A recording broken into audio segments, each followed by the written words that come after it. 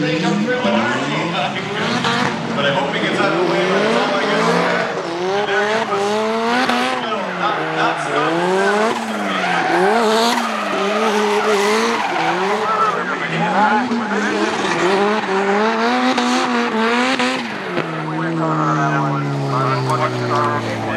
Not giving him so patchy right now, but these guys are doing a fantastic job. The danger zone, it looks like, putting those cars up.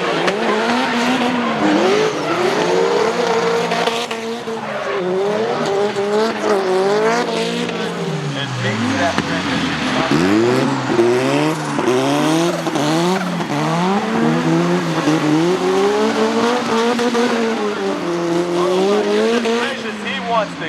Oh, this is nuts. This is absolutely insane. He is scoring him right now through the finish line. What a fantastic run for both of these guys. What's going on right now? He's like, is that what? We need... Well, we got Archie, the crazy drift kid here. This thing is so cool, but I just kind of wanted to get into your background. Yeah, definitely, man. You haven't been drifting for that long, huh? Not compared to some people, I suppose, because of my age. I started just before my 13th birthday, and we kind of expressed myself from there, moved on, progressed and everything, and it was just a mental kind of journey. But I'm glad we're here. Obviously, we got this thing that we've built recently, and it's So you and your dad built this? Yeah, me, my dad, and Jamie Stanton as well. So we spent 3 months, sleepless nights in the workshop. Obviously, I had other things to do. I had to go and do some other stuff, but we got out at Poland at Ultrace, and it was just mental. I couldn't believe it, the way it drove and everything, so happy. Where are you from? I'm from just north of London, Hertfordshire. So... And then you have been behind the wheel for a while, actually, driving other things. Yeah, so I was 8 when I got into a go-kart, and I went down to my local track for house just to do a little corporate session, and then from then my motorsport, my love for it just went through the roof, and I was just like, let's do it, man, let's go and do go-karting. So I went into a high British level of competition, and I was just like, get in there, but I just didn't have the money, and we didn't have the funding and stuff, to be honest with you, to keep me at that level. So we took a big break out of motorsport for ages, and I was just trying to find new sports I loved, and my dad always loved drifting, and I'll be honest, I didn't know what it was at first. So he took me for a one-to-one, and I got taught by Jojo. Big shout out to her, because she taught me a lot of things I know now. But yeah, we was just going mental with it, like just doing one-to-ones. Got my car, first car, it blew 2.8, I believe it was. And we just went out, done loads of seat time, and just was having fun with it. And then we was like, I got quite good at it for the space of time I'd done it. So I was like, you should enter into a little competition. I'd done that. I qualified 8th. And then... First competition I qualified 8th, so, yeah. Let me get this straight. 16 years old, you don't even have your driver's license yet? No, I'll get it in about a month maybe. I can start to get my provisional and get on the road in about a month. You don't even have a provisional license? No, I don't have my provisional yet either. So then when you actually go for your test, yeah, like the person testing you, they have no idea that you're already a professional driver. Yeah, I mean, they might have some kind of ideas just from the way it is, but yeah, I have no license, and then that is crazy. That is so cool. So what's also crazy to me is this vehicle and drifting in general is a lot cheaper than go-karting, huh? Do you know what? I'll say some of the high-running teams in go-karting, I won't mention any names, but it's like 400 to 500 grand to get into a team. That's let alone running it for the season and stuff. That's what I mean. Any motorsport's a form of rich man sport, is what they call it. Like, you got to have some kind of backing behind you. I mean, of course, you would know that. Like, with me, it was we kind of came from nothing, but just to keep me out on that track, if you know what I mean, it's just, and we grinded so hard to get where we are now. Let's talk about your car. Yeah, so you threw a 360 in front of me when I was chasing you, which was epic. But this thing is so cool, and it's actually really special in that everybody thinks your boot is open, but it's actually not. We'll show them something really quick. So we'll go in here. So we got 2 buttons down here. You want to show them? Yeah. And I guess you can already guess what they're for, but I'm just going to show you. Down button goes down. And then... Wait, so then why is it that you need it to open and close? So it's actually a thing. When it comes up to temperature and it needs more airflow, this will come up by itself. So it'll be closed when it's like just being started, but then as the temperature will rise and it comes up to temperature and it's getting a bit too hot, this will open and it'll leave more air through. It'll flow through the fans and push all the hot air out of the top of the rad. Okay, so it's doing this. Yeah, pretty much. It's just flowing out, coming back in the rear end just to give it a bit of like cooler temperatures and stuff. How is this to drive? To drive, so it doesn't actually have power steering, but for a car that doesn't have power steering, I've driven a few cars and like almost you'd have to set them up. This you can turn it. It's like a little go-kart. It's so small and it's so light. It's about 750 to 800 kg. So it's a very light end car. That is a serious SR setup. Yeah, it's fully forged. Is it 2 liters still? Yeah, 2 litre. To be honest, engines isn't really my strong point. I can say a little bit about the cars and just the common knowledge stuff, but this is kind of my dad's, what he does, and it's his kind of passion.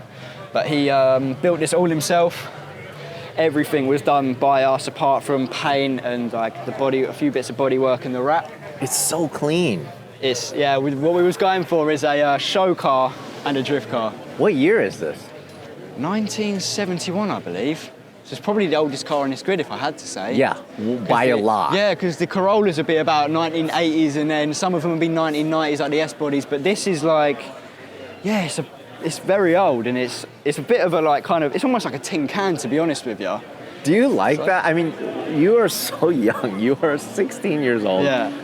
What do you think about old cars? Do you like them? I love old cars. I've always loved old cars and E36 BMWs. Like, I've never had anything this old to drive, but my personal car is an E36, and I love E36. It's just a car that I started in. I tried an S-body and I tried driving a few, but E36 just really suited me. So jumping into this is definitely different because it's a bit of a Frankenstein underneath. I think it's got S15 parts, S15 shocks cut, and it's just...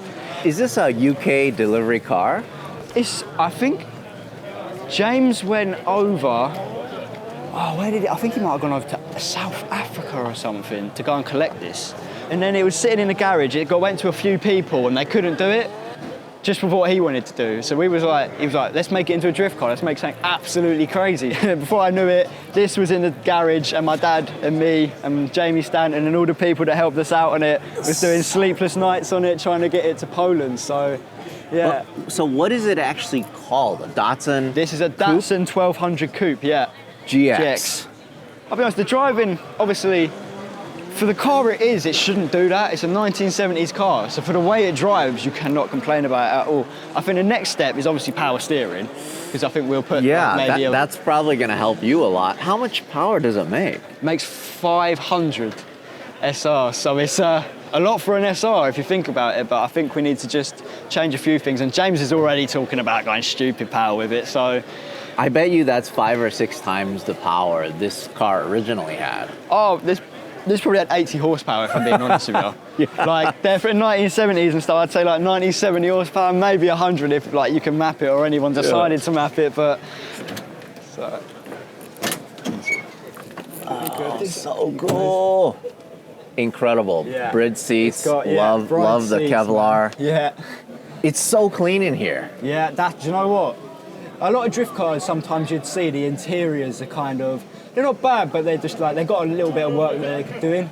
We went with this, we wanted it to look like a show car. We just wanted everything to look, you could look at it and go like, wow.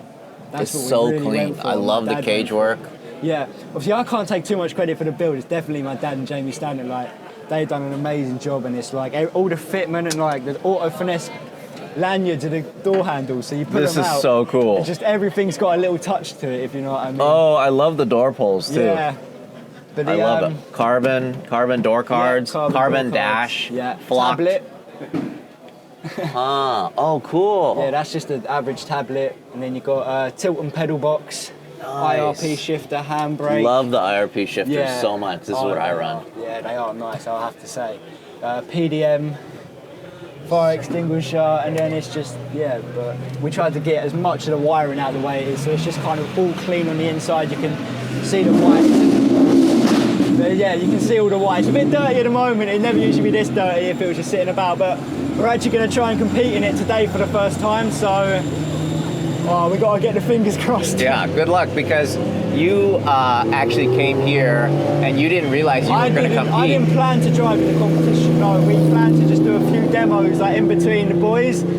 But then there was a car that dropped out, and they said yesterday, if there's a car that drops out, like we really like this car, like would you be willing to drive it in competition? And we was like, asked James, and he was like, yeah, obvious. Dave came up to us yesterday, and he was like, if there's a space, do you want it? He's like, we love this car, and we was like, we thought about it, and we was like, do you know what? It's good for the car, it's good for Auto Finesse, it's good for everyone. It'll be good fun for me, it'll be good fun for everyone to watch. So it was like, is this your only second competition that you're competing in then? Oh no! I've done my first competition when I was 13. No. I mean, in terms of drifting. Oh, in terms for drifting. For drifting. Yeah. Second. Oh no. Oh. I do the BDC. I'm a pro driver. Oh, okay. I compete in pro championships now, but yeah, this is the Datsun's first competition, and this is my second LZ Fest. So I was here last year. Yeah. I wasn't in the main show. I was in the kind of one before that. So I can't believe I'm here today, like with Adam LZ and all these like mental drivers. It's like it's now you get to drive against James Dean.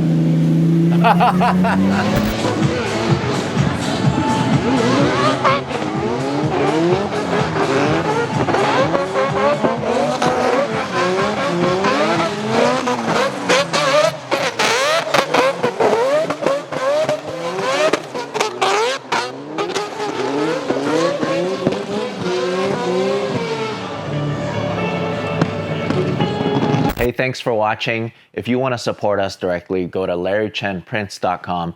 I print and sign every single one of these. This is the perfect gift, or it's the perfect piece of art for your wall.